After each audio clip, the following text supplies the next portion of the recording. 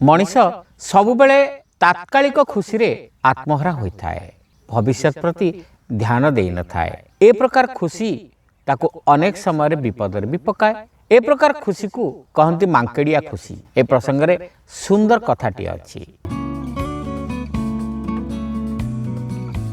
गोटे गाँव थिला जने युवक जे कि मांकड़ मानकर भाषा बुझी पारुथिला। तेणु तार किछि मांकड़क सहित घनिष्ठ बंधुता हो जाइथिला। से युवक ता घर पछ पाखरे रहुथिबा मांकड़ मानकु प्रतिदिन खाइबाकु देउथिला। थरे राज्य रे प्रबल मरुड़ी हेला। उत्कट खाद्याभाव देखादेला। युवकटी जेतिक उपार्जन करुथिला सेतिरे तार परिवार चलिबा एवं मांकड़ मानकु पोषिबा कष्टकर हेला। क्रमे युवकर संचय पांठी सरिबाकु लागिला। शेषर से निष्पत्ति नेला जे एणिकी खाद्यरू काटी चलिबाकु पड़िबो। से प्रथमे मांकड़ मानकर खाद्यरू काटिबाकु स्थिर कला। प्रतिदिन से प्रति मांकड़ को देउथिला सकाळे 6टी कदली, संध्यारे 6टी कदली। जेउ दिन से मांकड़ मानकर खाद्यरू काटिबाकु स्थिर कला से दिन सकाळे से मन दुखरे गछ मूलकु गला एवं मांकड़ मानकु डाकिला।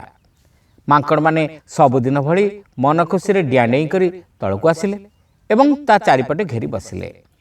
युवकटी बिना कौनसी उपक्रमणिकारे आरंभ कला। भाई माने ए जे मरुड़ी पड़िछि सेथिरे मु आउ परिवार चलाई पारु नाही, सेथिलागी तुम मानकर खाद्यरू काटिबाकु स्थिर करिछि। मु भाबुछि एणिकी प्रतिदिन सकाळे तुमको 4टी कदली आउ संध्या बेले 6टी लेखाएं कदली देबी। यह सुनिबा मात्र के मांकड़ माने रागी लाल पड़ी गले। से माने निज भाषा रे युवकर 14 पुरुष उद्धार करदेले। यह सुनी युवक कहला हाउ हेला थय धर आउ गोटे प्लान अछि। जदि मु तुमको सकाळे पूर्व भली 6टी लेखाएं कदली एवं संध्या को 4टी कदली दिए तेबे। यह सुनी मांकड़ माने चुप हो गले एवं खुशी रे 6टी लेखाएं कदली धरी गछ ऊपर को उठी गले।